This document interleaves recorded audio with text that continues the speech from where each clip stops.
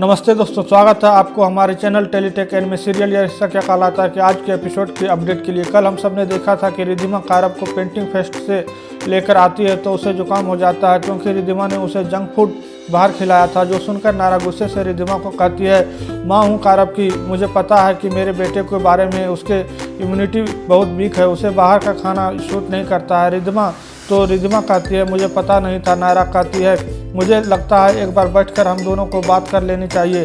तो रिद्धिमा कहती है, अगर तुम्हें मुझ पर भरोसा नहीं है तो मैं चली जाती हूँ, और वो वहाँ से चली जाती है। पर थोड़ी देर में रिद्धिमा कार्तिक नायरा की बिल्डिंग में ही शिफ्ट हो जाती है।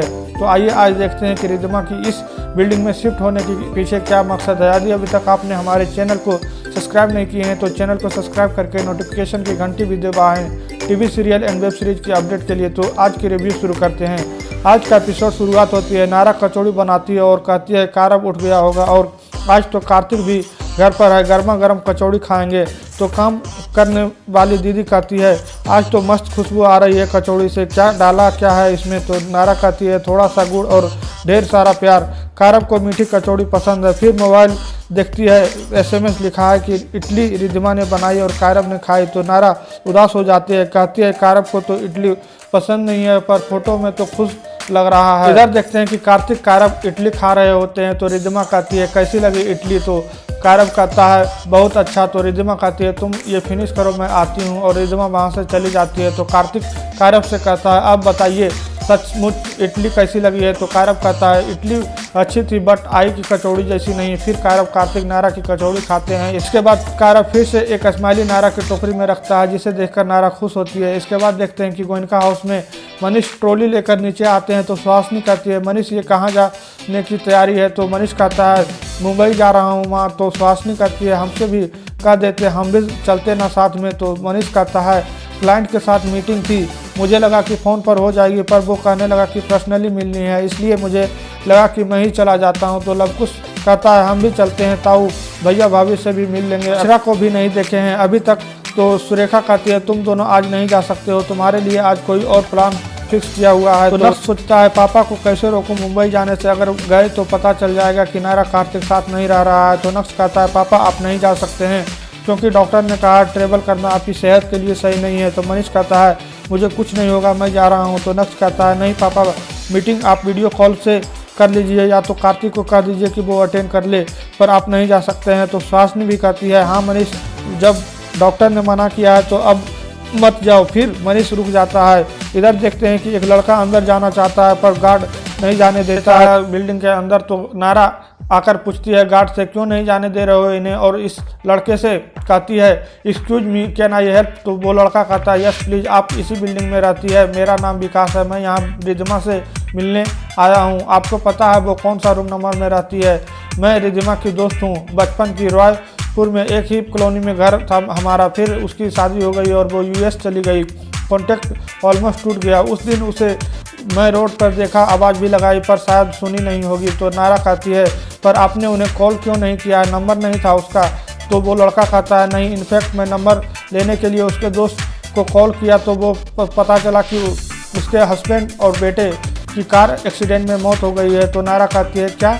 उसके बाद देखते हैं कि कारब रिद्धिमा के साथ पेंटिंग कर रहा होता है तो उसे नींद आती है। तो रिद्धिमा कहती है, सो जाओ यहीं पर। फिर कारब जब सोता है तो वो एक सपना देखता है कि उसने नायरा को अपना लिया और सब साथ साथ खेल रहा है, और नींद में माँ कहता है। ये सुनकर रिद्धिमा कहती है, मेरा बेटा अर्जुन, और इमोशनल हो जाती है। तभी कार्तिक आता है कारब को ढूंढते हुए और कारब को सोते देखकर कहता है रिद्धिमा से, ये क्यों सो गया है, इसकी तबीयत तो ठीक है ना। तो रिद्धिमा कहती है, हाँ इसकी तबीयत ठीक है, कभी कभी इस तरह की थेरेपी से नींद आ जाती है।